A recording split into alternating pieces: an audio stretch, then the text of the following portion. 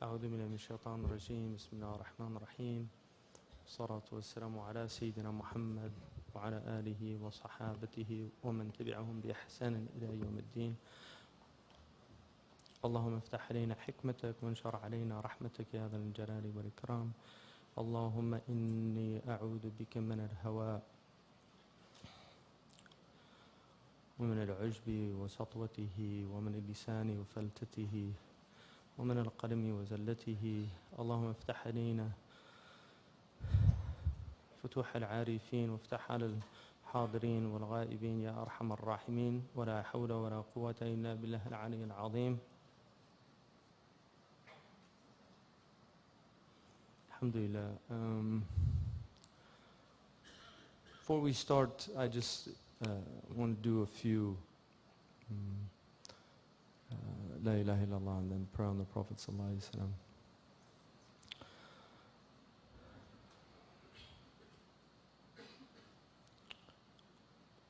Astaghfirullah, astaghfirullah, astaghfirullah, astaghfirullah, astaghfirullah, astaghfirullah, astaghfirullah, astaghfirullah, astaghfirullah, astaghfirullah.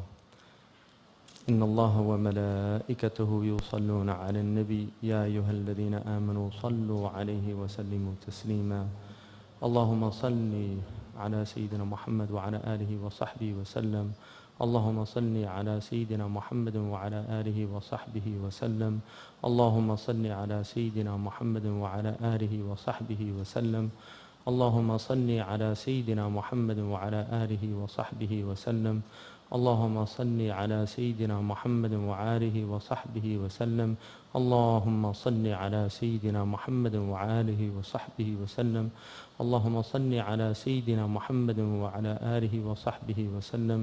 اللهم صل على سيدنا محمد وعلى آله وصحبه وسلم. اللهم صل على سيدنا محمد وعلى آله وصحبه وسلم. اللهم صل على سيدنا محمد وعلى آله وصحبه وسلم تسليما.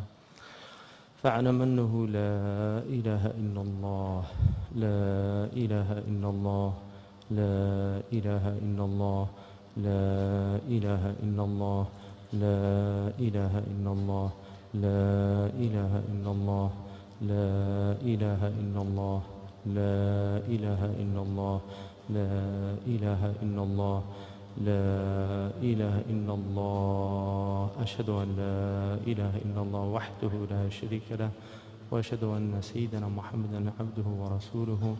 سبحان ربك رب العزة عما يصفون والسلام على المرسلين والحمد لله رب العالمين. The ulama traditionally started any science with 10, what they called al-mabadi al-ashara. Did anybody do that? Any teachers before? Did anybody do that in this program? Okay. Every science has what are called al-mabadi al-ashara, and these are like al-mabda in Arabic is a beginning place. It's the place where you begin something. So it's a foundation. It's something that everything else starts from or emanates from. And so they considered that there were 10 foundations that you should know before you actually started in on something. And there are many versifications of these things, but probably one of the most famous is إِنَّ الْمَبَادِيَ كُلِّ فَنًّا عَشَرًا الْحَدُّ وَالْمَوْضُوعُ ثُمَّ الثَّمْرَةُ. Every science, fen, and the Arabs traditionally called a branch of knowledge a fen, the art of. Like we talk about the art of poetry or the art of this or the art of medicine. So it's very similar to that idea. The fen is the art of something. So everything had these, every art has 10 mabadi or beginning points. Al-haddu is the definition of a thing. And so the definition of something is getting to the essence of it. And one of the things about modern people is that they don't really know hudud anymore. Like in Arabic, تِلْكَ حُدُودَ اللَّهِ فَلَا تَعْتَدُوهَا. These are the limits that God has sent. And so don't transgress the limits. The limits of language are the definitions, the had that you use. It's very important when we speak that we understand the words that are being used. One of the great problems in human societies is the breakdown of communication. If I use a word like freedom, what is the definition of freedom? Americans are always talking about freedom. What is freedom?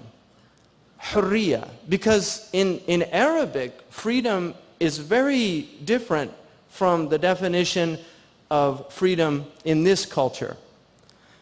For instance, freedom in the pre-Islamic culture, the hur was in contradistinction to the slave.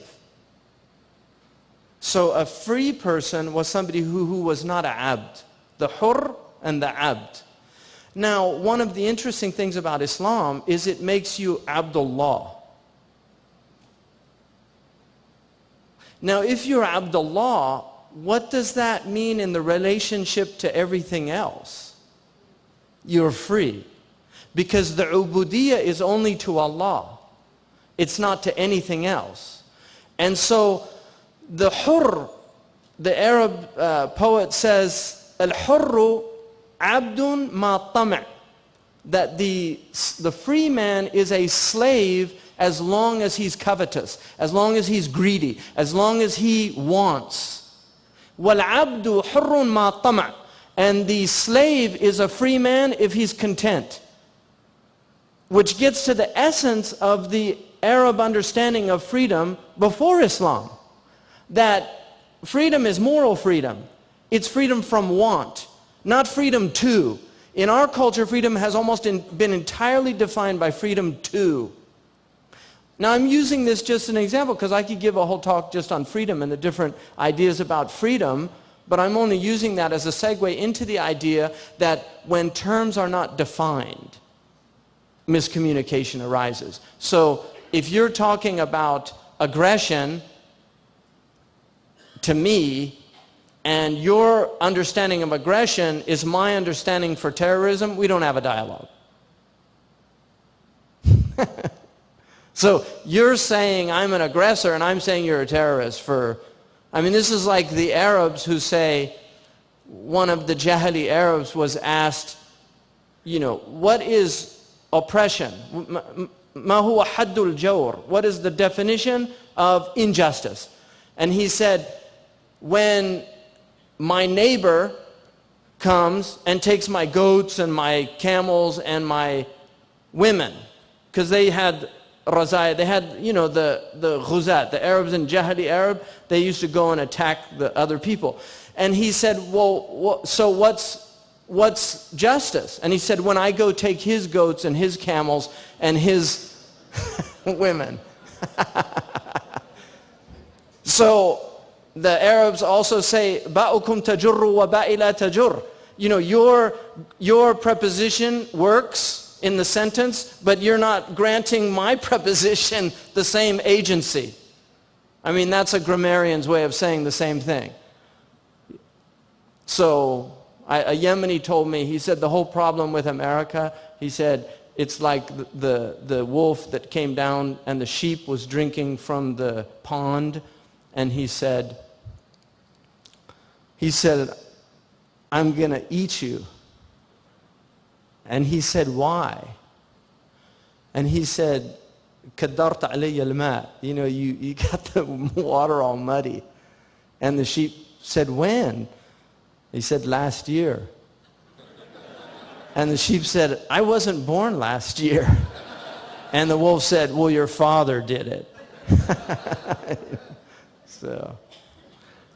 So we don't have communication, so you have to identify things. Now the word had means limit. Mahdud means limited. Like Imam Tahawi says about God, la hududa. God has no had, has no limit. He's limitless, without limit. So a definition defines something and gives you, and it's done through what they call tard wa aks. It's done through exhausting the possibilities. So when you describe, if you give a definition of a human being, the logicians define the human being in the Arabic tradition as al-hayawan al-natiq. Right? This is the al-hayawan al-natiq, the speaking animal. That we're animal, we're hayawan, but we're not like other animals because we're rational. We can speak, we can articulate. That's why in Arabic, logic is called mantiq, which is the tool by which you speak. So the natiq is the one that can speak and make arguments and set up arguments. That is the definition of a human being. And then you have descriptions of human beings. A lot of people confuse descriptions with definitions. So when we look at the definition of tafsir, haddu tafsir, what is tafsir? In order to get to a definition, you have to look, first of all, the Arabs, the scholars of this tradition always say, you have to explain the term. You have to know the definition of the term itself. The term tafsir comes from al-fasar, which is kashf, to unveil or to remove a veil from something, to remove something so that you can see it.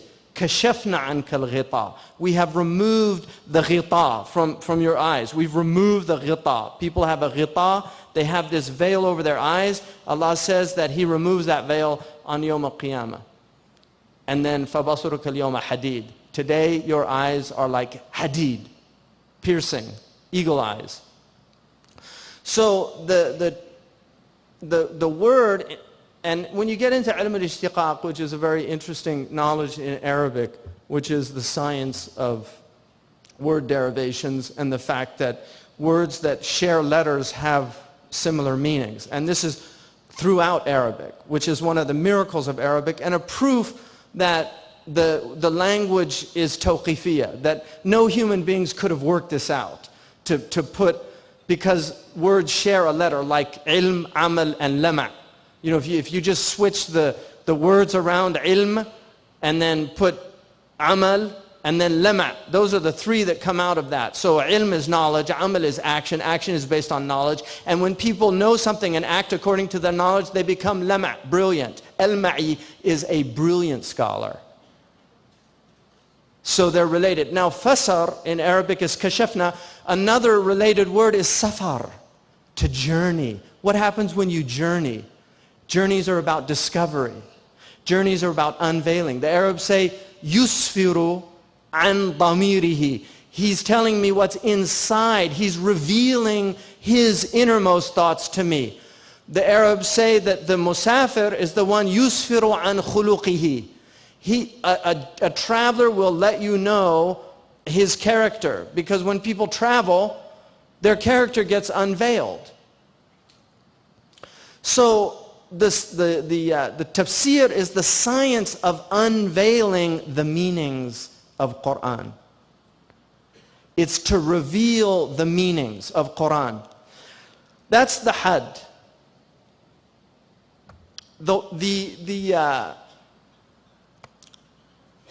The mawdu' of the topic of the Qur'an, the next is the mawdu'. The topic of the Qur'an is kalam Allah. That's what it's about. The topic of the Qur'an is dealing with kalam Allah. And then its thamra, its benefit is ma'rifatu kalamillah tibqan lil waqi'. You know, it's to understand the knowledge of, and as a way of drawing near to Allah subhanahu wa ta'ala, you understand, that's the benefit that is derived from the science itself. The benefit. The benefit is to know, when I read the Qur'an, Yasin, wal Qur'an al-Hakim, I know what Qur'an al-Hakim means. And the benefit of that is that I understand that Allah subhanahu wa ta'ala is talking to me. Now, if I know, when we get into the masail, I'll do that when I get there. But and then the next is وَفَضْرُهُ. The fadl of the Qur'an, وَفَضْرُهُ nisbatun wa wadi'. The fadl is the virtue of the science itself. There's different sciences have different virtues. For instance, grammar is a beautiful science. It's one of the most important sciences because without it you can't understand classical languages. English is not a grammatical language. It has a grammar. It has a grammar, but it's not a grammatical language in that you do not need to know its grammar to understand it. It's very easy to learn Arabic, to learn English and communicate in English, and you're going to have miscommunications, but you can understand it without knowing because it's not an inflected language. So if I say akada Musa kusa in Arabic, I have to understand Musa as a person and kusa as a food, because the inflection of that sentence, it could be the zucchini ate Moses. That could be the meaning. If kusa is marfu' and Musa is mansub. But I don't know that because the harakat don't show up. That's the way English is. So there's room for ambiguity in English in terms, but English follows a syntax. English doesn't let you say the cucumber ate Musa and it means Musa ate the cucumber. In Arabic you can say the cucumber ate Musa, but you can mean Musa ate the cucumber. Do you see the difference? Because the syntax in Arabic, the structure of the language is very flexible. You can put the verb at the end. You can put the verb at the beginning. You can put the verb in the middle. In English, you put it in the beginning or the middle. In German, you put it at the end. There's a Jewish theory that that's why they were able to do what they were doing, because they don't think about the action until the end of their sentence. So language there's a lot of problems that happen in communication. Now, if you look at knowing i'rab, you have to know grammar. Arabs, modern Arabs, they can read a newspaper, but if you forced most modern Arabs to read it with the ashkal, they'd be all over the place. In fact, the Arabs say, alhanu min qari. He's making more mistakes than somebody reciting from a book. Meaning that it's very easy to make mistakes in Arabic. I mean, even ulama who really know Arabic very well make grammatical mistakes sometimes. Really, it just happens. And it's rare. One of the few people I ever saw that I never heard him make a mistake grammatically was Sheikh Mustafa al-Makki. He was an Egyptian Azhari that I used to go listen to him do commentary on the hadith, and it was just, people used to go just to hear him talk. There were people there that really weren't even interested in the lecture. I think they were just like, it's amazing, just the way he talks. Allah yarhamuhu. Sheikh Abdullah bin Bayya is like that also. So there are Sheikh Sa'id Ramadan al-Buti. I mean, these people are like maraja in Arabic. If you listen to them, and they've spent, but still, you get into these books and you will find that they can misunderstand things. Many times Arabs know that when you read a sentence, sometimes you have to go back to the beginning because you worked out that, oh, what you thought was actually the subject was the object. So you get back and you have to go back and read it again. So it's a grammatical language in that it doesn't allow you to understand it without having either intuitive knowledge of grammar, which is how the pre-Islamic Arabs had it, and the early Arab Muslims, or to later on to learn it. And that's the way we have to do it now. You have to learn grammar to be able to read it properly. And so that the fadl of Arabic is that grammar has fadl. My point was grammar has a great virtue, but it's low in the Islamic sciences. It's the one you have to start with. Like one of the little phrases I learned early on was أهمها العقائد ثم أهمها عقائد ثم فروع تصوف وعادة بها الشروع. This is like tartib of knowledge. The most important knowledge, أهمها عقائد, is to learn your aqidah. And then furu', to learn like the practical things to do in your religion, tasawwufun, to work on purifying your heart, and then alatun biha shuru', and then a tool that you have to begin with, which is Arabic grammar. So even though it's the least of the sciences, all of them are based on it. Al-Arabiyatu miftah al-ulum. Al-Arabiyyatu miftah al-ulum.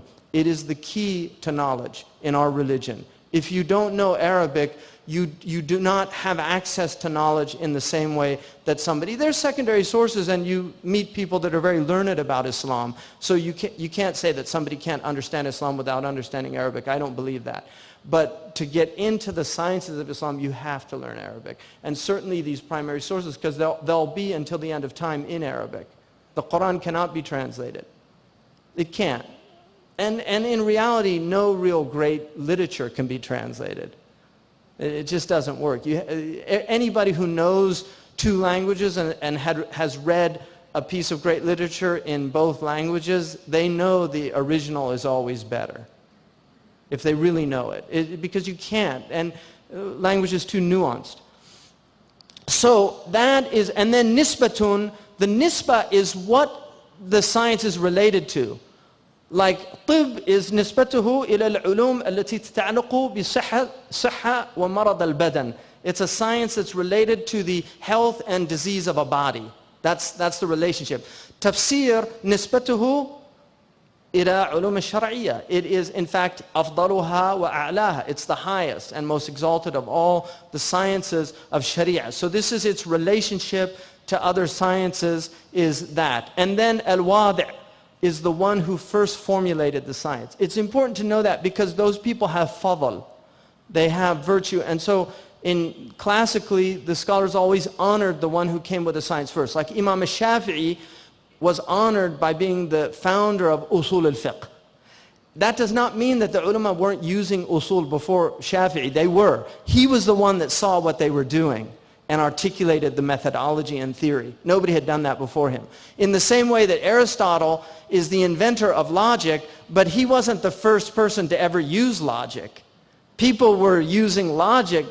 Plato and Socrates are filled with Aristotelian. In fact, Aristotle uses most of his examples from Plato and Socrates, but he was the one that identified what they were doing, the formula. So tafsir has been going on from the very beginning. The Prophet was explaining the Qur'an. The ulama differ on who really is wadi' al-tafsir. Most of them say ar-rasikhun fil ilm.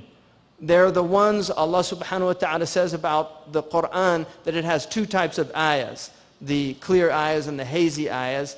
And then it says, that the people who have diseases in their heart follow the hazy ayahs, which is always a sign that somebody's not well. If they ask you what certain verses mean, and they're hazy verses, it's always a sign that something's going on.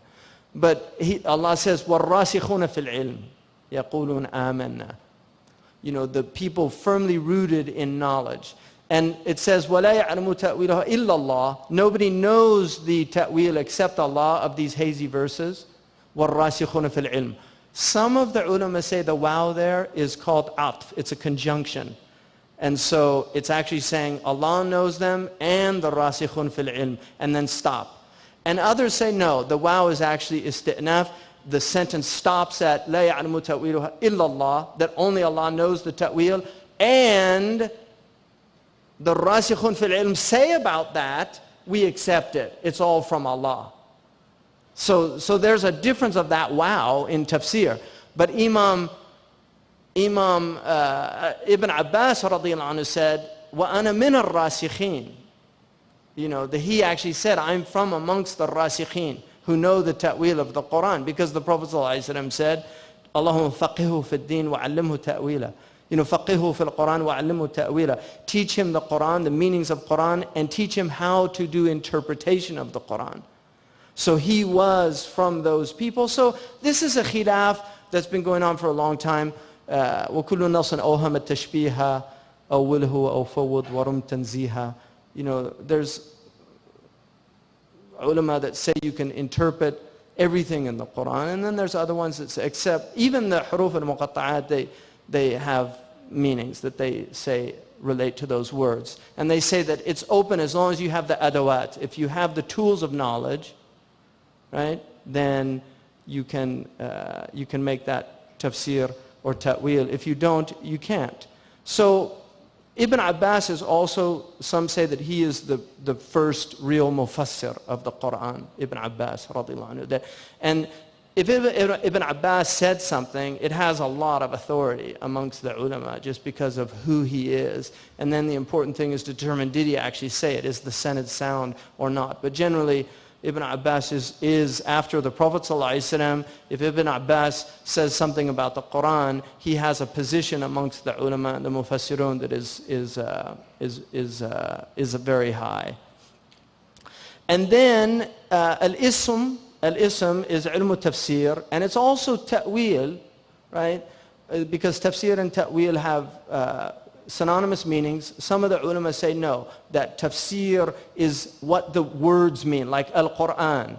It's from qara'a, and the root is jama', to gather something, and it's the gathering of these words. Some say that it's غير mushtaq, it's its own word. It just means al-Qur'an, it's the name, like Allah. Some say Allah is not from al-ilah, it's just Allah. That's the proper name of God, and Allahu alam what it means. So these are differences, but if you know the differences, then that's also a type of knowledge of the meaning of the actual articulation. Al-Hakim is from hakama, which is to control something, to judge something, to be wise. Hikmah is wisdom. Hukm is judgment. Hakam is a judge. So Al-Hakim is the one, and then it's on a certain wazn that means fa'il and it means maf'ul. So it can be the thing that is judged, or the thing that is perfect, muhkam.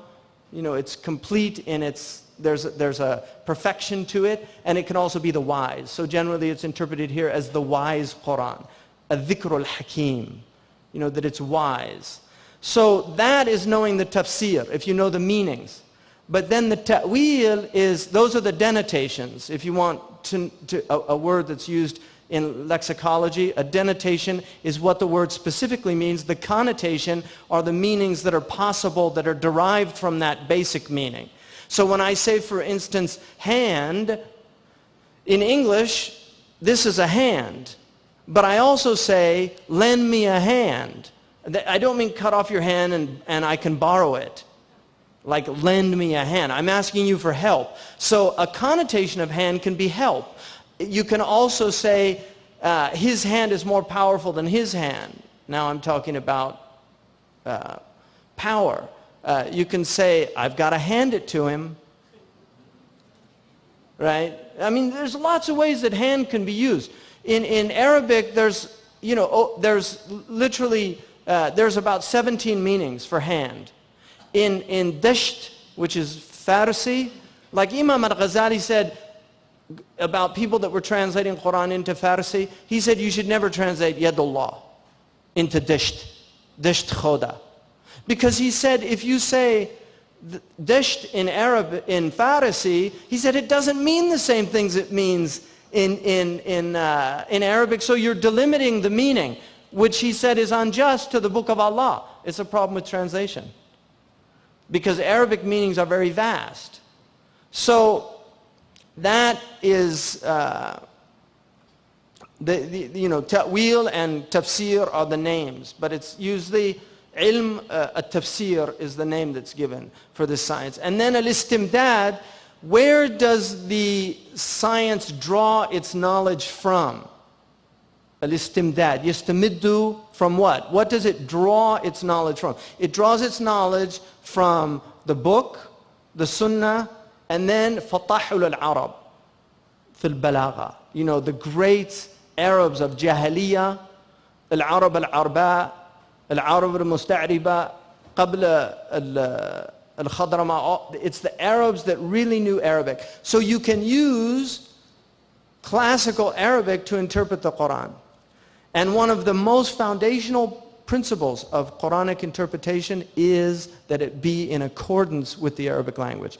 If you make a tafsir that is not in accordance with the Arabic language, there's two things. Usually it's considered batil, but there are some of the ulama that allow for what's called ishara, right? Ishara, which is a meaning that has a truth to it, but it's not really specific to the actual language itself. But there's a truth to it. So for instance, attaqullah wa yu'allimukum Allah. Have taqwa of Allah and God will teach you. many scholars have used that as a jumla shartiyya, a conditional sentence. If you have taqwa, God will teach you. That's not what the Arabic says. So that's an ishara from the ayah. It's not a tafsir of the ayah. Do you see? Because the ayah actually says, "Attaqullah wa yu'allimukum Allah kayfa tattaqun." Have taqwa of Allah, and God will teach you what you need to have taqwa. That's actually the meaning of the Arabic in the way that it presents itself. But you can take an ishara like that, but isharas are very dangerous. And Imam al-Sulami wrote a book called Al-Haqa'iq, which is a Sufi interpretation of the Qur'an. Some of the ulama said it's not haqa'iq, it's bawatil. Because haqa'iq means realities, bawatil means falsehoods. So some of the ulama said it's bawatil. So this has been going on for a long time, as you can assess from that. What Imam Ibn Juzay al-Kalbi says, إِذَا أَنصَفْنَا, if we're fair, فِيهِ حَقَائِقْ وَبَوَاطِلْ. There's realities in it and there's also falsehoods. So tafsir can have ishara is a dangerous thing. And some of the Sufis took completely outrageous meanings that are unacceptable. And some of them took isharat, an example of that about like Saramun ala Yasin, like in relation to Yasin. Saramun ala Yasin. In Surah Safat, it says, peace be upon Yasin. Some of them say it means, there's different qira'at. One of the qira'at is Yasin, and so they say it actually means Ilyas, because the siyaq, the context of the verse, was talking about Ilyas. And the other ayahs mention that, peace be upon the prophet that it was talking about. So here it means Ilyasin. But there's a qira'ah sab'iyah that says Al-Yasin, the family of Yasin. Some of them say Ilyas was Ilyas ibn Yasin. And so it was actually the family of Yasin. Some of them say that Yasin means the Prophet Muhammad sallallahu alaihi wasallam, that it means Ya Sayyid or Ya Insan, and it's addressing the Prophet. Innaka Yasin, innaka. Surely you, Yasin, are from the messengers. So they say Salaman ala al-Yasin is prayers that peace be upon the family of the Prophet Muhammad sallallahu alaihi wasallam. Some of them say Yasin is a name for Qur'an. And so Salamun ala al-Yasin, Salamun ala al-Qur'an. So these are interpretations. If you look, even one of the great Sufi commentators of the Qur'an, Ibn Ajiba, says about Salamun ala al-Yasin, it says, As-siyaqu ya'ba, hada ta'wil. The context really doesn't allow for this interpretation. But yet, Ibn Kathir, a very authoritative scholar of tafsir, brings that as a tafsir of that verse, that it meant the Prophet Muhammad sallallahu alaihi wasallam. So these are the ways that the scholars now have looked at this science. With tafsir you have what's called naqal, and then you have aqal. Naqal and aqal are the tradition and then reason. These are the two components in tafsir. Naqal is what's handed down, and then aqal is how you understand what's handed down. Some of the ulama say, really the only safe tafsir is naqal. We should just say what the first 3 generations said and not really go beyond that. And other ones said that's insane, because the Qur'an is salihun li kulli zaman. It's appropriate for every time and place. And the reason that the Prophet ﷺ did not interpret it was for us to be able to derive meanings from it until the end of time. So the Qur'an is something where Ibn Umar was asked about tafsir, and he said, Ahsunu tafsirihi az-zaman. The best tafsir of the Qur'an is time itself. Just allow its meanings to unveil. Right? So the hukm al-shari' is that it's fard kifaya. Hukm al-shari' is that it's fard kifaya. That somebody has to learn it amongst our community, because the book always has to be understood. One of the problems in the modern Muslim world is that the Quran is memorized, but the tafsir is not learned. And the Prophet ﷺ said, "Antum fi zamanin qalilun qurra'uhu, kathirun fuqaha'uhu." You're in a time when the people who recite the Quran are few, but the people who understand it are many. And he said, وسيأتي على أمتي زمان كثير قراءه قليل فقهاؤه يحفظون حروفه ويضيعون حدوده. But a time will come on my community, أو كما قال, a time will come on my community when there will be many Quran reciters but few people who understand the Quran. They will master its letters but they won't follow its injunctions. So the Prophet ﷺ warned about simply learning. It's a good thing to, and rote memorization is a beautiful thing and it's one of the qualities of our ummah. But the Arabs say, حفظ وقرين خير من حفظ سطرين خير من قراءة وقرين وفهم سطرين خير من حفظ وقرين. To memorize 2 little lines is better than reading several pages. But to understand 2 little lines is better than memorizing several pages. So that's an important aspect. And then masailu are what is the Quran about? Well, the Quran tafsir, there are different tafsirs. The masail of the Quran are the awamir wa nawahi, the injunctions, prohibitions. That's the fiqh of the Quran. And certain ulama deal with that. Those are called tafsirs of ahkam. Like Imam al-Qurtubi, his tafsir deals largely with the ahkam of Quran. Qadi Abu Bakr ibn al-Arabi, his tafsir is called ahkam al-Quran. It deals with the ahkam. He focuses on the verses that relate to injunctions and prohibitions. And then you have tafsirs and al-Jassas from the Hanafi madhab. Then you have tafsirs that focus on the grammar of the Quran, i'rab al-Quran. So there's a whole slew of Qurans that deal with that. Then you have Qurans that deal with the balagha of Quran, like Al-Kashaf, which is one of the favorite traditionally Qurans of tafsirs of the ulama, which was written by Imam Zamakhshari, the Mu'tazili scholar. It's a brilliant tafsir, but it deals largely with the rhetorical nature of the Quran. Baqallani also wrote on that, I'jaz al-Quran, from that aspect of it. Al-Rifa'i and other ones. And then you have the tafsirs that are naqal, ma'thur. There are tafsirs that relate all the hadiths, like Ibn Kathir is focused on naqal. And then you have tafsirs that are related to the vastness of the Quran, like Imam al-Razi, Fakhruddin al-Razi. Some of the ulama, and it's like a hasad, but some of the ulama said about his tafsir, Mafatih al-Ghaib, فيه كل شيء إلا تفسير. There's everything in it except tafsir. Like my talk. Because people are saying, when's he going to get to Yasin?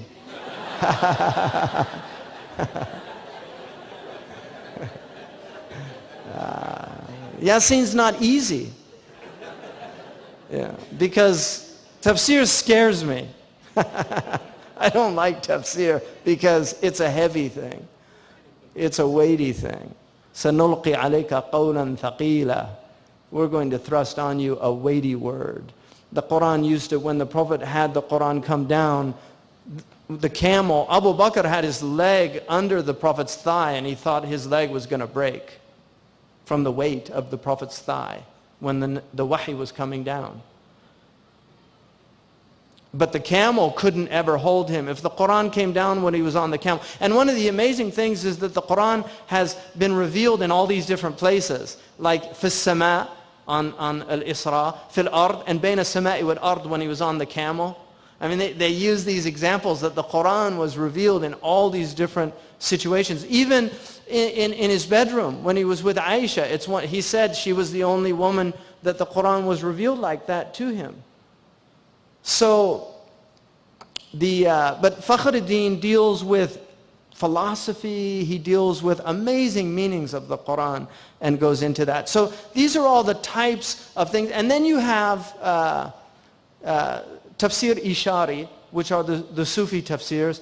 And there's no doubt anybody who's fair, some of them are fascinating. They're very interesting to read because you just marvel at how they get these meanings out of the verses. Imam al-Qushayri's tafsir is beautiful and it's generally a very accepted tafsir. And Ibn Ajiba has some amazing insights into the Qur'an. And he's quite, because he was such a vast scholar of the outward sciences, he'll tell you when he thinks they're off on this one. So these are all the different variations of the Qur'an. So now we'll begin. So that's what, I just wanted to give you, that's what the first lecture was, giving you a definition of the Qur'an, دعوة الخلق إلى عبادة الله, right? والدخول في دينه is the invitation of God to this worship of Allah subhanahu wa ta'ala, and to enter into this deen with Him. And then I went through what's that's based on, the aqaid and the ahkam, based on the understanding, and then the actions that relate to that understanding, and then based on the 7 subject matter of the Qur'an. Of every verse is one of those or more of those 7 meanings about the rububiyat, right? Uluhiyat, the rububiyat, the nubuwat, the ma'ad, the ahkam, right? What else? Wa'ad and wa'id, and the qasas. So those are the real foundation. And then this one was to let you know just what these 10 things are about this science. And now Surah Yasin is, surah in Arabic it can mean a fence or something, an enclosure. So it's something that's enclosed in something. And the surat, it's also yujma ala suwar and surat, but it's an enclosure. Yusawiruhu aswira, the women know, they wear the siwar, right? And the siwar is from the same root. So the siwar is something that encompasses your wrist. So the surah is something that encompasses, in this it's like a chapter, what we would call in English a chapter, but it's an encompassing theme. And one of the very profound aspects of the Qur'an that's quite stunning when you get into it, and very few scholars have done it. Ibn Zubair al-Granati is one of them. I mean, Sheikh Muhammad Ghazali wrote a book recently, before he died, Allah yarhamahu, called The Themes of Qur'an. And in the introduction, I don't know why they did this, but they said like he was the first scholar to do that. So whoever wrote that introduction hasn't read tafsir, because there were a lot of scholars that have done that. But they're not as many as one would think. But the famous ones, Imam Suyuti wrote a tafsir on the themes of Qur'an, Ibn Zubair al-Granati, but probably the best is al-Biqa'i, whose tanasib al-ayat is amazing when he shows how verses and surah are related to each other. But most of the ulama did a tafsir that just went from ayah to ayah, and they didn't create the themes of the Qur'an, which is problematic. Partly they did it to leave that to people. You know, once you understand it, you need to study the book. If they did it all for you, then you're just passive recipients, right? You have to think. Islam is about thinking. And يَتَدَارَسُونَهُ بَيْنَهُمْ, they study it together. So the Yasin, which is the 36th chapter of the Qur'an, is named Ibn Abbas. Oddly enough, I mean the muqatta'at, I think maybe did anybody talk about the muqatta'at before, the huruf of the Qur'an? The huruf of the Qur'an are not known. I mean the soundest thing of the huruf is Allahu A'lam. Allah knows what they mean. But Yasin, of all of them, Yasin is the one that most of the ulama actually do interpret. The other ones they tend to say, I mean some say Alif Lam Mim, Alif is for Allah, Lam is for Jibreel, Mim is for Muhammad, and that's Allah to Jibreel to Muhammad. I mean, you get these types of tafsirs that they say, but generally we don't know. Taha, Alif Lam Ra, Allahu A'lam. But I would say one of the most intriguing for me aspects of the muqta'at is it's almost like Allah is saying, before you even think about reading this book, set aside what you think you know. Because if you come to this book with arrogance, there's nothing in this book for you. Like the the student who came to the Sheikh, and he was saying, I studied with so-and-so these hadiths, and I studied with so-and-so this book, and I studied with so-and-so this book, and I studied with so-and-so this book. And he was going on and on and on. The Sheikh was, and so what do you want to do? He said, I want to study with you. And so the Sheikh started pouring the tea, and then when the glass got full, it just kept going over. And the student said, stop, it's full. He said, why? And he said, because it can't take any more. And he said, so a full cup can't take any more. He said, right. He said, well, you seem like a full cup. What are you coming to me to learn for? So the alif lam mim is, have some humility when you come to this book. Now, another aspect is Saussure, for people who know linguistics or people who study linguistics. Saussure, who was a famous linguist, about 100 years ago, developed a theory of language, which is where we get structuralism from. Structuralism, the idea that languages have these deep structures, and he identifies language as being related to differences, that language is not about definition so much as it is about the differences of things in relation to other things. So there's these structures, and if you work out the semantic patterns, you can understand language. One of the things Saussure says, though, is the phoneme is meaningless. That's a principle in structuralism, that all of language begins with doubled phonemes. You need a dyad to begin, like of. You need those two sounds. Doesn't really mean anything. Doesn't mean anything. That was Saussure's theory. This negates that theory because it's meaning all the way down. Even the letters have meanings. We just don't know what they mean. Everything is meaningful. Nothing is without meaning. These letters are amazing. And the Arabic letters are amazing. Ayn is an amazing letter. Ayn. I mean, just you have to say it, Ayn. And it's like squeezing and Ayn means essence. It's the essence of something. It means the eye. Right? That's an amazing thing. Look at lam. Lam is an amazing letter. Lam. Have you ever seen babies when they put their tongue, mothers know this, they always put their tongue, newborns, you know how they put their tongue on the top of their mouth? And they do that. Do you know how they do that? Am I making this up? They all do it. All babies do that. That's the beginning of La ilaha illallah, because that was what we were created to say. And so they're learning how to use that tongue to say the lam letter. You know what lulan means in Greek? Lulan? It means to soothe. Because the most soothing sound to the Greeks was la la la, which is why we say lullabies. La ilaha illallah. Why is that? Why is that recognized even by the ancient Greeks? That sound, la la la la la la la la. You have to teach, no, it's not la la, it's la ilaha illallah. It's much nicer. It has meaning, and it'll soothe your heart.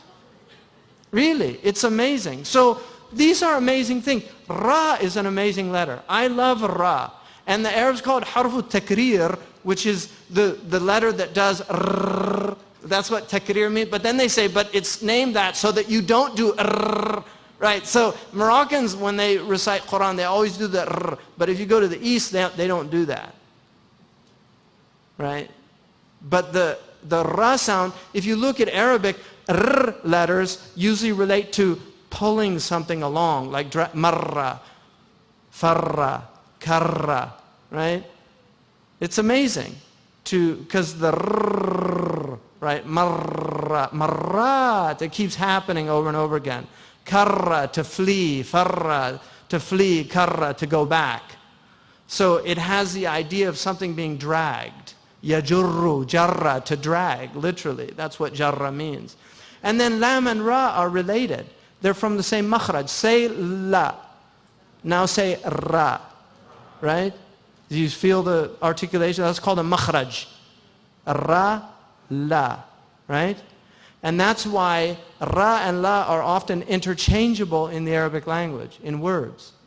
You can actually interchange lam and ra in words and you'll get the same meaning. It's amazing. So the huruf and muqatta'at are these secrets that Allah doesn't tell us what they mean, but we know they have meaning. So we say Allahu A'lam.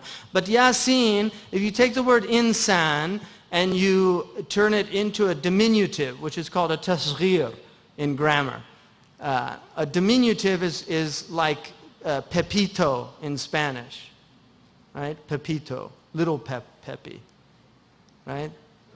So we don't, in English, you know, we don't really, we say little Pepe, we don't say Pepito. So our diminutives aren't very sophisticated. But in Arabic, you have diminutives where you can say insan, and if you want to say little man, you say unaysin. Unaysin.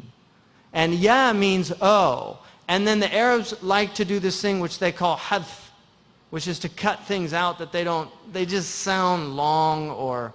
So unaysin is too long to say little man. So they just say sin to mean little man.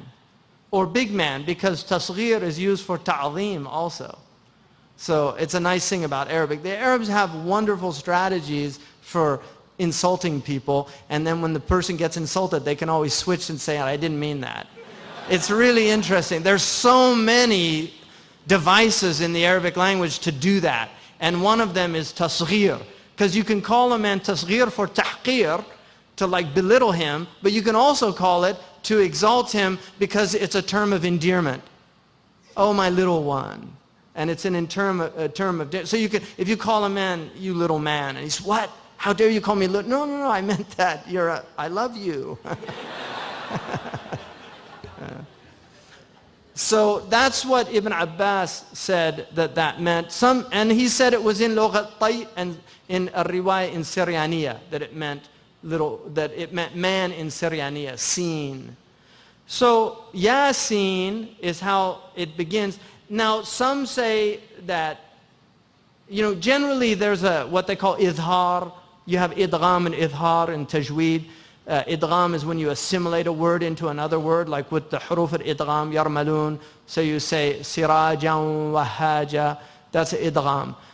Some say that the sin gets assimilated into the following wow, and others say that it's idhar, which would be unusual because the noon is a letter of assimilation. But there are points in that. Kalla bal rana ala qulubihim is an example of lam, which would normally have an idgham there. It has idhar in that surah. But in Warsh you don't. There's idgham. So you say kalla bal rana ala qulubihim in Warsh, riwayat Warsh. There's idgham. In the other there's idhar. So some of them say it goes Yasin wal Qur'an, like that, into that. And others say no, you stop on Yasin and do that. And then it has the med on both of those letters. So it begins with that opening. And then it begins with an oath. And this is one of the things about the huruf al-muqatta'at, is that they are always dealing with the Qur'an. So if you look at it's always followed by some expression of the Qur'an. One of the things that happened to the Prophet ﷺ when revelation came to him, it was like a bell. Now a bell is reverberation. It's dawi. If you look at the word kun, and I learned this from a great musician, but I thought it was a very interesting, he was a famous oud player from Nubia, Hamza Alauddin. Because he said Allah began existence with kun, and he said that the ka is a cutting sound, which is true, it's used for cutting. In fact, in Arabic, many words that have cut relate to cutting. And in English, we even use cutting, to cut. So ka is a cutting sound. And then noon is a vibratory sound. Kun.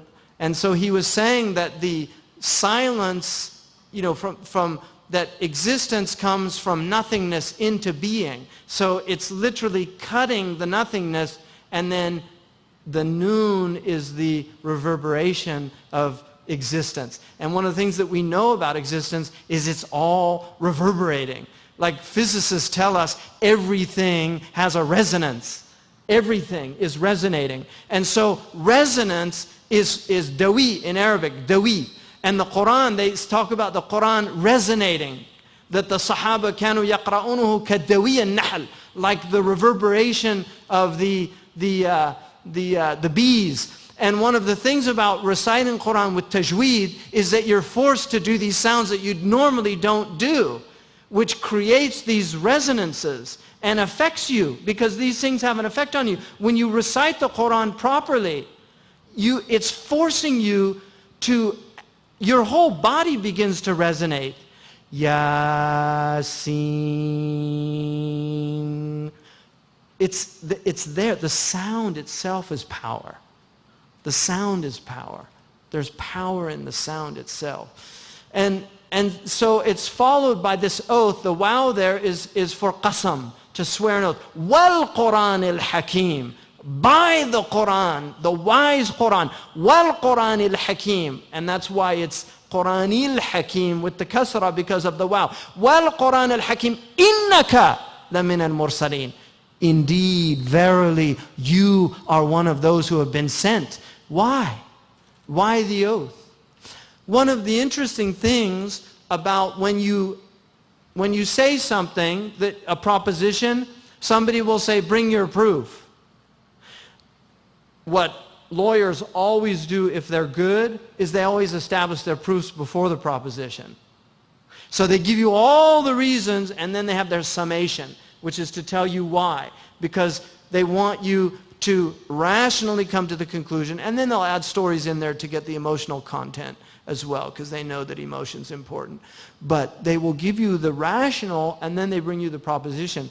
Now, you have to understand an oath. Because one of the things about modern people is they don't know the power of words anymore. I'll give you an example. In this country, who knows Alexander Hamilton? First time probably ever mentioned in a discussion of the Qur'an. But Alexander Hamilton was the Secretary of Treasury under Washington, right? How did he die? In a duel with a man called Aaron Burr, who had been vice president. Isn't it interesting that we had a vice president in this country who killed the Secretary of Treasury in a duel? I mean, America, the beautiful, it's amazing. I mean, could you imagine them doing that now? Maybe they should.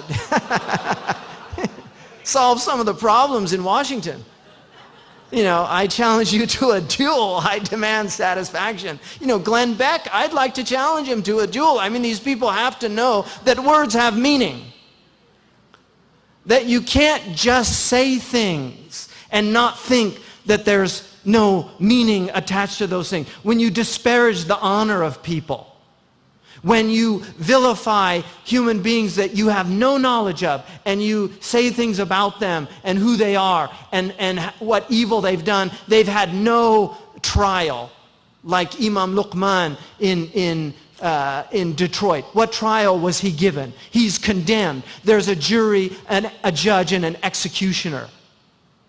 Really? There's no uproar about that. Because he's a poor man. He's an insignificant man. He's in an inner city, in the worst part of America, that looks like a war zone. And people don't care about people like that. So they can go in and just gun a man down who was a Navy SEAL, served his country. And what's the charge? Fencing stolen goods? This is how you deal with people that sell stolen, but they didn't even steal the property. This is how you deal with people that fence stolen goods? You raid their place of worship and let a dog out on the person and then gun them down when they shoot the dog in self-defense? But who cares, right? It's like these people in Cleveland. It's like these women in Cleveland. Who cares? 14 women, convicted rapist, sex offender. But who cares? They're just poor people, right? Who cares? Even though people were complaining about the smell coming out, calling the police for months. No, words have meaning. If somebody calls for help, you should help them. There's actually haqq al-inqadh in Islam, that people have a right to be saved, no matter who they are. Whether they're Jews, Christians, Hindus, Buddhists, it doesn't matter. Words have meaning. People disparage people's honor all the time. There was a time when people would actually demand satisfaction because honor meant so much to them. What did the founding fathers write when they wrote there?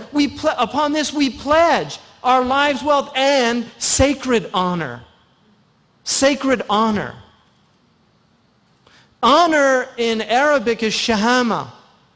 It's very similar to the English meaning of honor, an honorable person. He's an honorable person, a man of his word, a woman of her word. That's what words are about, and that's why we don't even understand oaths anymore. Oaths, there's books in our tradition written on how to get out of oaths. That's how important people, now we just say, wallahi, wallahi, wallahi, wallahi, wallahi, wallahi, and nobody thinks about what wallahi means. You know, wallahi is used, it's unbelievable how people use wallahi now. It has no meaning. Wallahi ya akhi ana qutrahu, wallahi ana. Why are you swearing an oath? It's a big thing to swear an oath. I used to tell Arabs I was born in a town called Wallah Wallah, which is true, and they would say, Wallah Wallah.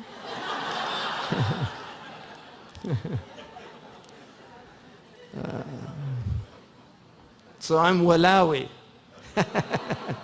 The man from Wallah Wallah. So people don't understand oaths anymore. And that's why, you know, Herodotus, the great Greek historian, said, of all nations, no one takes the oath more seriously than the Arabs. This was centuries before Islam. Of all nations, no one takes the oath more seriously than the Arabs.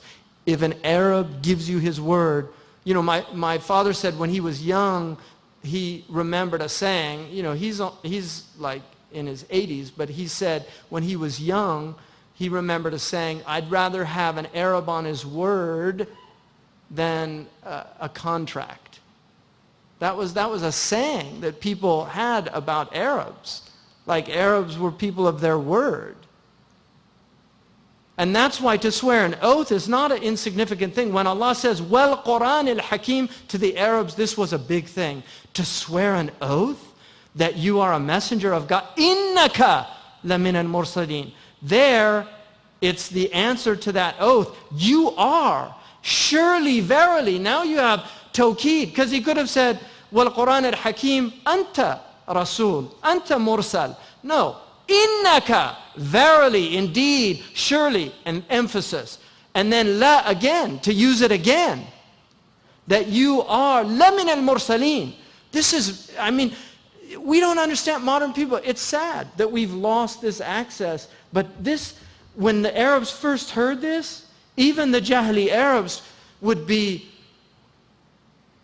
it's power. It's power. It's power. It's Innaka lamin al-mursaleen. You know, this is real. This is not a lie. And who was Al-Amin? The man who didn't tell lies. The man who didn't need to swear an oath because everybody believed him without an oath. So what does it mean when he swears an oath? And what does it mean when he's telling you his Lord is swearing an oath on his behalf? Yasin. Wal Qur'an al-Hakim. Innaka lamin al-mursaleen. Ala siratin mustaqim. On a straight path. La i'wijaja fi. You're not on a crooked path. This is a straight path. You're on a straight path. This is the path of istiqamah. This is the way of uprightness. You're commanding to honesty. You're commanding to taking care of the poor. You're commanding to treating women with dignity. You're commanding to take care of the widow and the orphan. You're commanding to purify people from arrogance, from envy, from hatred. You're commanding people to join the bonds of kinship. You're commanding people to treat animals with dignity. You're commanding people to fight wars with rules of engagement. You're on a straight path. There's no crookedness in your path. And the people that are against this path that you're calling to are crooked people. That's what this is about. على صراط مستقيم تنزيل العزيز الرحيم. This is a tanzil. And this is mansub and marfu' according to the different qira'at. I'm doing warsh, where he has it marfu'. Some say it's mubtada, tanzil al-aziz al-rahim. Litundhira is the khabar. And some say that it's a khabar and then the mubtada is mahdhuf. For people that are interested in why there's differences of these rafa', I'm not going to explain that. Tanzil al-aziz al-rahim is, the tanzil is the bringing down of this book. That nazala tanzilan, so it's a masdar. Nuzzila tanzilan or nazala. Nazzala inna anzalna, anzala, nazala. They have slightly different meanings in Arabic, whether it's inzal or tanzil or nuzul. But they all mean coming down, nazil. Tanzil al-Aziz al-Rahim. The Aziz, one of the things that Fakhruddin al-Razi said, that if you want to understand the Qur'an, the secret of the Qur'an is in the divine names. And that's a man who spent his entire life thinking about the Qur'an. And it's quite extraordinary why Allah uses, for instance, Al-Aziz al-Rahim is unusual because usually it's what? Al-Aziz al-Hakim. Like one of the punishments for the as-sariqu wa-sariqatu faqta'u aydiyahuma, that Allah subhanahu wa ta'ala ends that verse with Al-Aziz al-Hakim, because azza fa-hakama. You know, Allah is Aziz, He has made property sacred. If you break the sacred trust of property, He has a hukum, and the hukum is severe. That's why when a Bedouin heard Asma'i recite the verse, and Asma'i said, Innaka ghafurur rahim, the Bedouin said, Hada kalam man? Who said that? And Al-Asma'i said, Allah subhanahu wa ta'ala. He said, La wallah. He was Bedouin, didn't know anything about Qur'an. He said, Allah didn't say that. And Al-Asma'i said, thought about the verse and realized he'd made a mistake, and then said, Aziz al-Hakim, and the Bedouin said, Hada kalamullah. That's he said, Azza fa hakama. You know, but you don't cut off hands and then say you're merciful and compassionate. It's a different tajalli. So it's very interesting that here there's a tajalli of Izzah and of Rahmah. Because the Qur'an is Bushra and Indhar. He's Bashir and Nadhir. There's the Aziz in telling us He's Dhu Intiqam, and then there's the Rahim in telling us that He's going to forgive us if we turn to Him. So this is Tanzilul Aziz al-Rahim. It has Izzah and it has Rahmah. It has Jalal and it has Jamal. He's Dhul Jalali wal Ikram, and this is His book. So it's coming with both Izzah and Rahmah. لِتُنذِرَ قَوْمًا مَا أُنذِرَ آبَاؤُهُم. In order for you to warn a people, لِتُنذِرَ قَوْمًا مَا أُنذِرَ آبَاؤُهُم. That you should warn a people. And then the ma, and this is one of the interesting things about Arabic. Generally they say that's ma nafiya, that it's a negating ma, that they had not been warned before. That is for al-Arab al-Aqarib, al-Aba al-Aqarib, because they didn't have warners. There's Ahl al-Fatra are between Ismail and the Prophet ﷺ. Those are the Ahl al-Fatra, because the Arabs didn't have messengers from Ismail on. But the Arabs before that had messengers. So some of them say that the ma there is masdariya, some say it's mawsula. So it could mean لِتُنذِرَ قَوْمًا مَا. In other words, what? أُنذِرَ آبَاؤُهُم. What their fathers had been warned about. So you're bringing the same warning that your fathers had been warned about before. That's al-aba al-aba'id, the fathers that are very far away. And some say, no, it means it's mawsula, it means alladhi, right? Or, the same thing which, that which they had been warned of before, or it means that hadn't been given a warning. That's one of the things about the language of Qur'an. It holds several meanings, and all of them are sometimes valid, because they relate to different things. Like The Arabs did have warners, but they were a long time ago. And this is reminding you. It's tajdeed. It's bringing the same. Or it's been so long that your fathers hadn't been warned, your recent fathers. So it could be either one. فَهُمْ غَافِلُونَ. So that's the reason they're غافلون. They're غافلون. What is غفلة? غفلة. Huh? What's that? Ghafwa is sleeping. Yeah, ghafla is more like heedlessness. Somebody who's in a heedless state is called ghafil. The simpleton or a fool is called mughaffal because they're easy to trick. So they're not paying attention. Like people that fall for Ponzi schemes would be called mughaffalun. Because they're not thinking. They're easy to trick. So ghafla is about heedlessness. Imam al-Junayd said all of sin or wrong action is rooted in ghafla. That's the basis of it. That if you were really aware of God, you could never sin. If God was present in your heart, it would be impossible to sin. Ya ayyuhal insan, ma gharraka bi rabbika al-kareem. Allah said, oh, you human being, what has put you in this state of delusion about your Lord?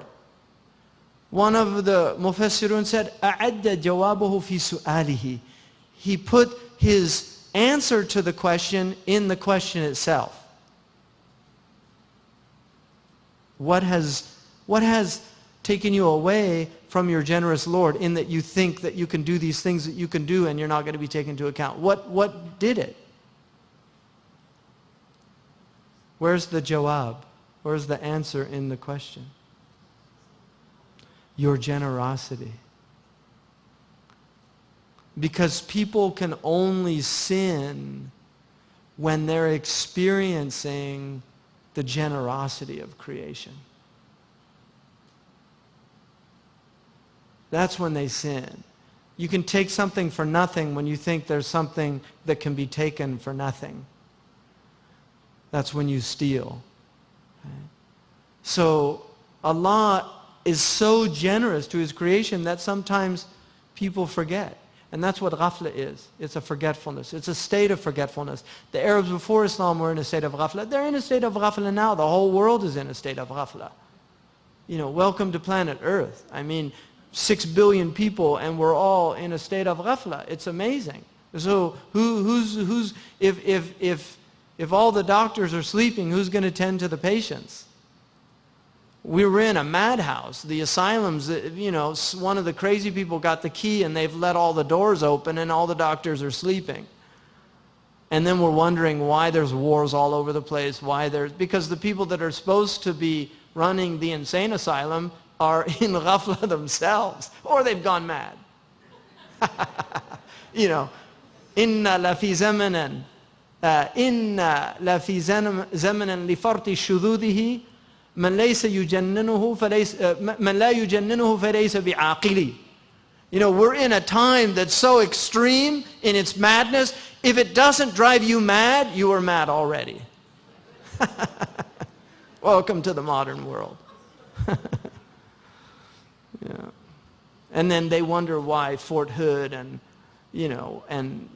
Cleveland and Florida and people are going mad because the world has gone mad. It's an insane situation. And the psychiatrists, when they go mad, they're supposed to be treating the mad people. And that's exactly my point, is that when the people that are treating have gone mad, you know that things are bad. Because the Muslims are actually supposed to help people. Algeria, who's from Algeria here?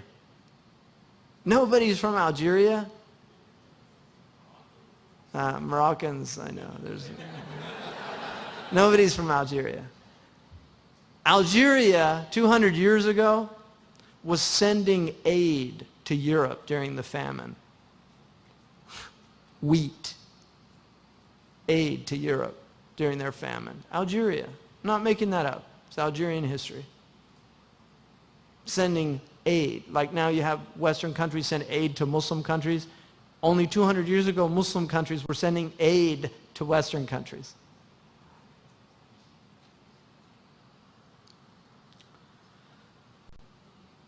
One of the things about ghafla, a word that's interesting in English is called acedia.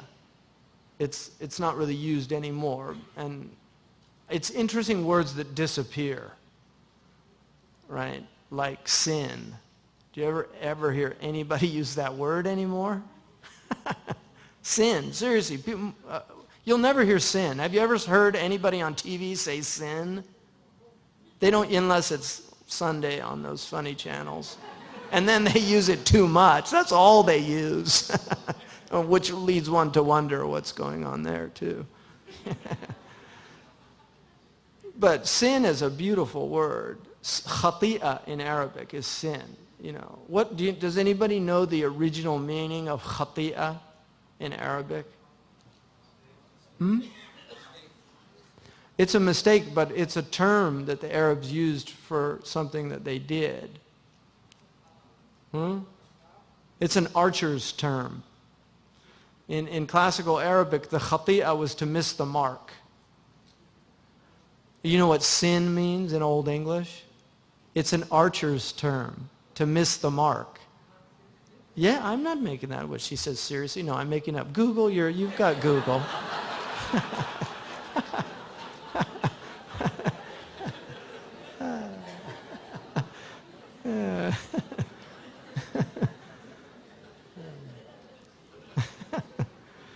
Okay. Seriously. Yeah. She missed the mark. It's all right.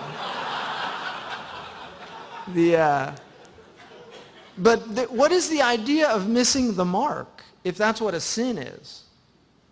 What's the idea behind that? This is a very interesting idea. If you miss the mark, and that's a sin, what's the idea behind that? You were trying to get the bullseye, but you missed it. So you were trying to do something good. And that's why human beings, even when they sin, they're actually trying to get a benefit for themselves. But they've misplaced the benefit. They see the vice as a virtue. But it's actually, they wouldn't do something if they didn't think there was something in it for them. Humans don't do that. So they're aiming for something that they think is good for them, but they've missed the mark. And that's what the prophets are about. They come with tasweeb. They're the ones that teach you how to aim properly. No, you're too short. You're too far. Extremism, right? You're either too liberal or you're too conservative. Muslims are independents. Yeah. I would never join a party. And like Mark said, I would never join a party that would have me as a member. I would never join a party, really. Any party except Hezbollah. And that's not the one in Lebanon. They shouldn't use these terms. You know, call yourself something else. You know, seriously, it's such arrogance to do that. I'm sorry, with all respect to whoever and whatever, it's arrogance to say that that's a da'wah. Allah knows who. And ala inna hizballahum al-ghalibun. So you haven't defeated Israel yet. You know, hum al-ghalibun. That's what Allah says. People that are His, He will give them victory always in everything. And if you're not, you should worry about where you are. You know, but Muslims have to be very careful. All these claims, these claims. We make so many claims.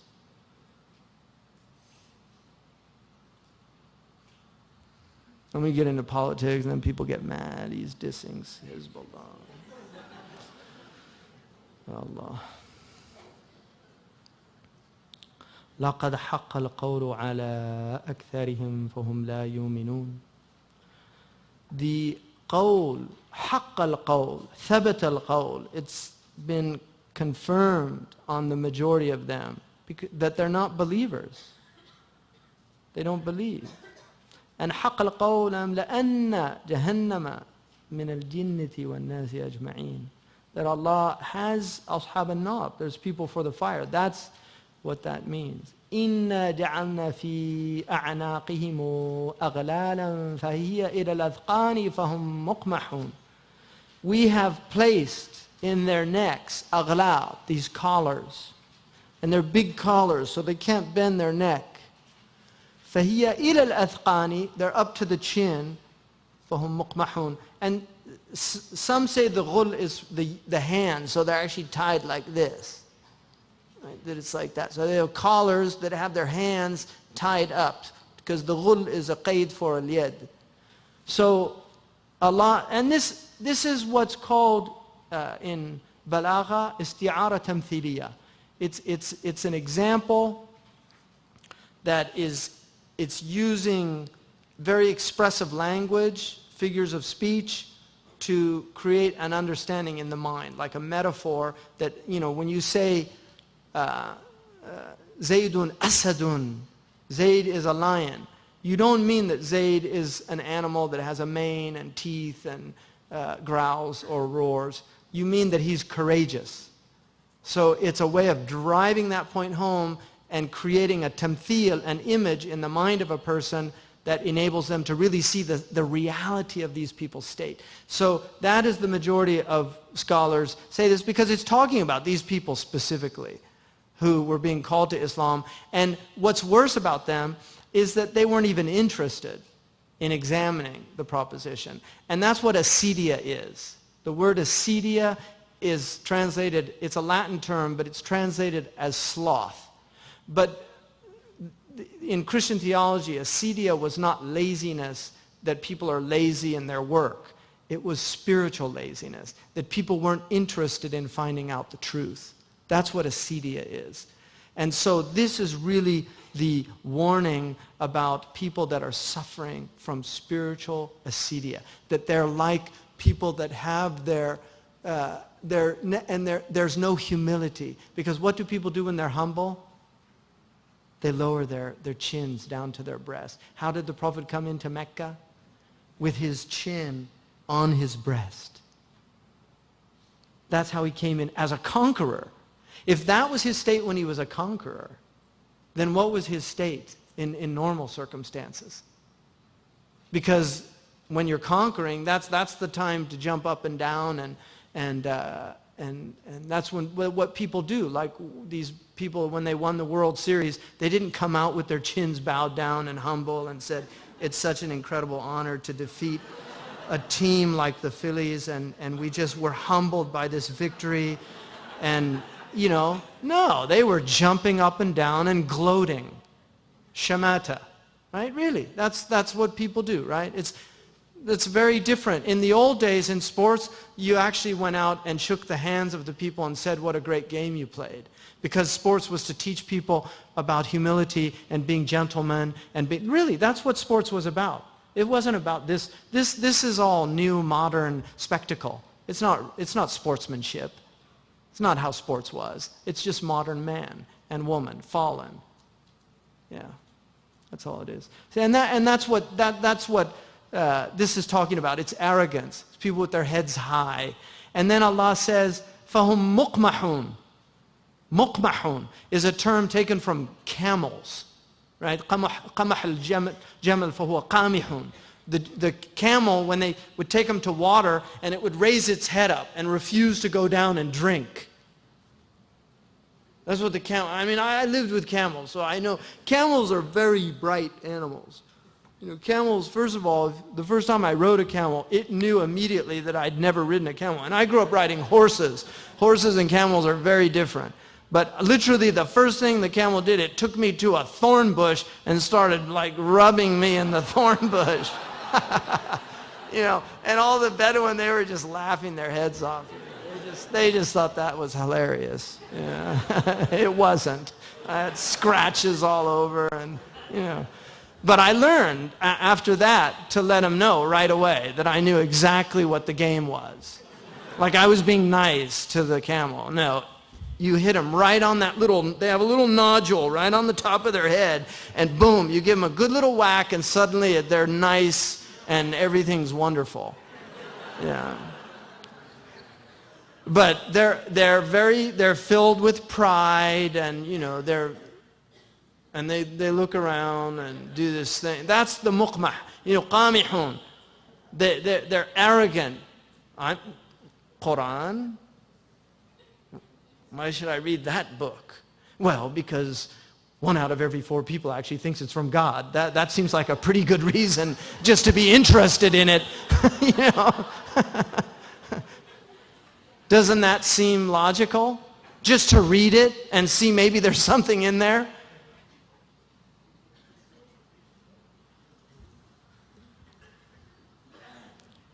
وَجَعَلْنَا مِن بَيْنِ أَيْدِيهِمْ سُدًّا وَمِنْ خَلْفِهِمْ سُدًّا فَأَغْشَيْنَاهُمْ فَهُمْ لَا يُبْصِرُونَ.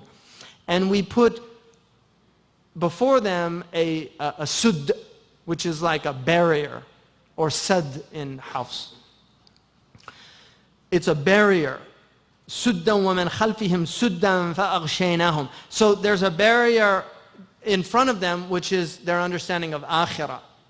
They don't know where they're going. They don't know where that they're going to be dead and raised up. And also, وَمِنْ خَلْفِهِمْ سُدًّا. And behind them, they don't even know where they've come from. So they're people trapped in temporality. They don't know past, because if they reflected on the past, they would know that the destiny of the people of the past is their destiny. They're trapped in temporality. And فَأَغْشَيْنَاهُمْ. And over them is a ghishawa. Right? There's a veil over their eyes. They can't see. فَهُمْ لَا يُبَصِرُونَ. They don't have penetrating sight, basira. وَسَوَاءٌ عَلَيْهِمْ أَنذَرْتُهُمْ أَمْ لَمْ تُنذِرْهُمْ لَا يُؤْمِنُونَ. It's the same whether you warn them or you don't warn them. They don't believe. Now the problem, and this is important for Muslims, one of the problems with modern Muslims is they assume everybody's kafir if they're not Muslim. These verses aren't talking to everybody who's not a Muslim.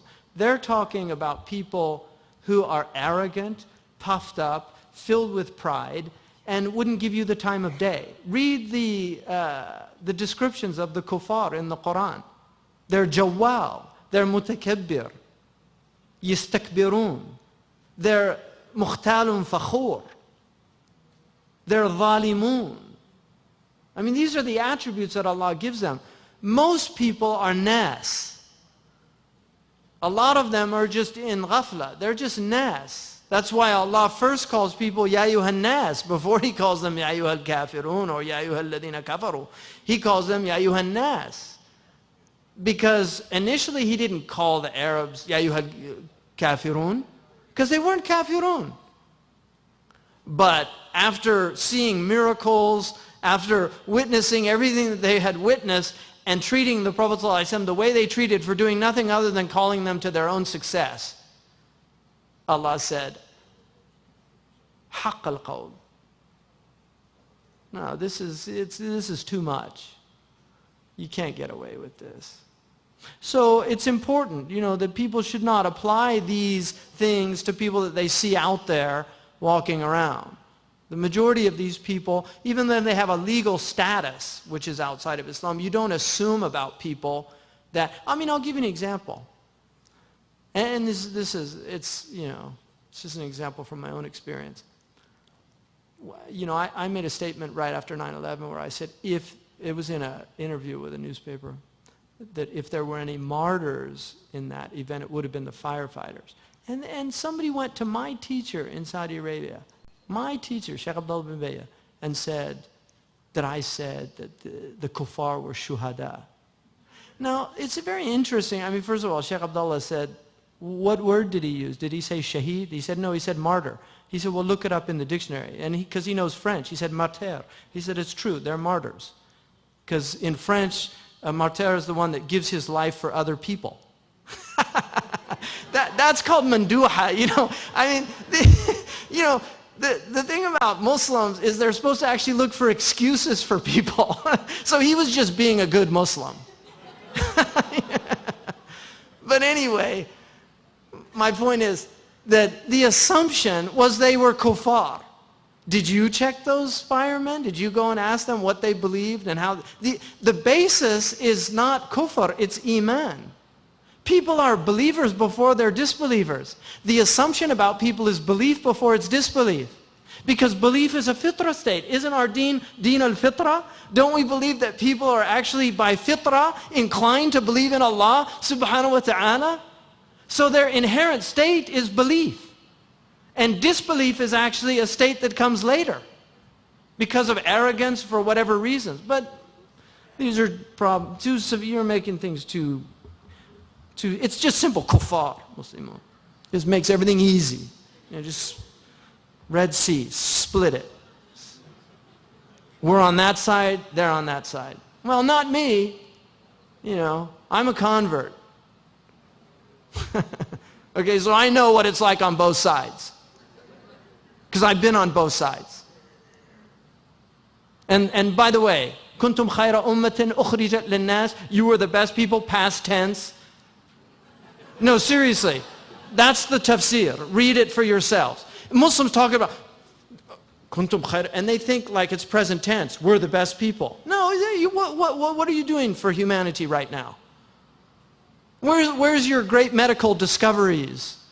Where's your aid to starving countries? What are you doing for Darfur? What are you, I mean, seriously, what? Just tu'minuna billahi, right? And then what? Ta'muruna bil ma'ruf wa tanhawna 'anil munkar. It's not just iman billah. You have to be actually out there doing things to get the khayriyah in this ummah. But that's a past tense. Kuntum khayra ummatin ukhrijat linnas. That group were all converts. For people that your daughter's too good to marry to the convert because you've got your tree that goes back 12 generations, and he doesn't even know who his great grandfather was. Just something to think about.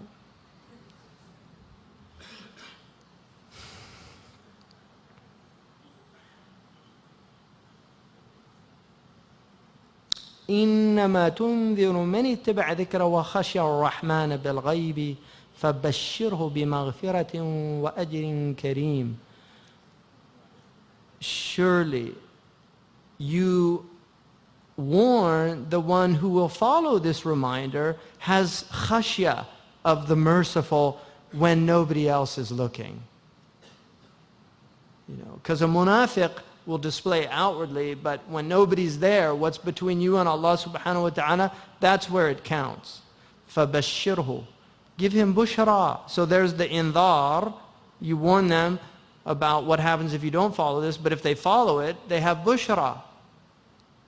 Give them bushra of forgiveness for any of their shortcomings, their sins, missing the mark, falling short, and a great and generous reward. إِنَّا نَحْنُ نُحْيِي الْمَوْتَى وَنَكْتُبُ مَا قَدَّمُوا آثَارُهُمْ وَكُلَّ شَيْءٍ أَحْصَيْنَاهُ فِي إِمَامٍ مُبِينٍ.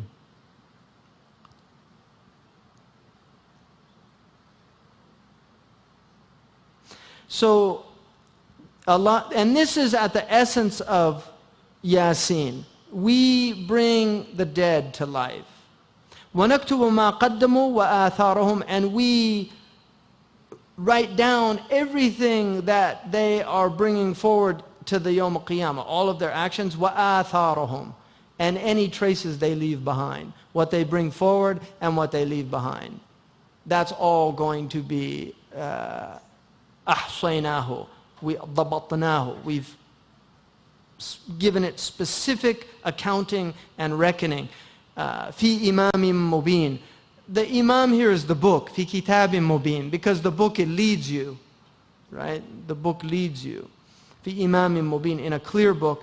The نكتب, the malaika write everything down. Banu Salama were a tribe outside of Medina. And they were between the Quraysh, Mecca, and Medina itself. I mean, they're in just outside Medina, but if the Quraysh came, they would have come and met up with Bani Salama. And they were a very strong tribe. But they used to go every morning, and it would take them a long time to walk to the masjid. And so they told the Prophet ﷺ that they wanted to move into Medina so that they could pray with him Fajr and not have to walk so far. The Prophet ﷺ was troubled that it would leave an opening for the enemies in Medina so that they could get them at dawn or something or sneak up on them. But on the other hand, he was very compassionate and saw that they were trying to come to Fajr and that. So Allah, this verse was revealed to let them know that that walking you're doing every morning, it's all in your book. And alhamdulillah. So Asma's just got up and I'm done, and that's a good place to end. Inshallah, may Allah put this all in our book on the Yawm al-Qiyamah, in the good book, on the good side. Jazakumullah khairan. Subhanakallahumma wa bihamdika ashhadu an la ilaha illa anta astaghfiruka wa atubu ilayk. Wa la hawla wa la quwwata illa billahi al-ali al-azim. Alhamdulillah. Jazallahu anna Sayyidina Muhammad sallallahu alayhi wa sallam khairan ma jazayta nabiyyan an ummatihi. Ameen.